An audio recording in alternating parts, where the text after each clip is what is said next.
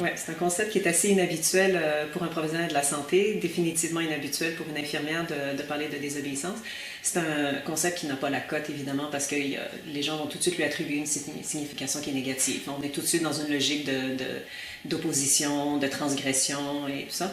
Moi, quand j'utilise ce concept-là, j'utilise la définition que Erich Fromm en a faite. Donc, c'est un sociologue, philosophe et psychologue allemand qui voyait la désobéissance non pas comme un mouvement contre quelque chose, donc en opposition, mais pour quelque chose, à la défense de quelque chose, à la défense d'une liberté d'action, une réflexion, une intelligence également, une praxis, et une liberté aussi pour refuser des structures, des discours, des pratiques qui sont opprimantes, qui sont violentes, qui sont toxiques.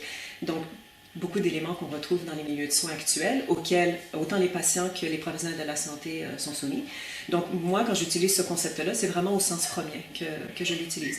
C'est pour, justement, essayer de défendre un idéal, essayer de défendre des valeurs qui sont importantes, donc des valeurs éthiques, des valeurs professionnelles, des valeurs personnelles également, des valeurs soignantes, et c'est pour essayer de les protéger, de les préserver dans des structures qui deviennent de plus en plus incohérentes et de plus en plus aliénantes pour le personnel soignant. Donc moi, c'est dans ce sens-là que je l'utilise.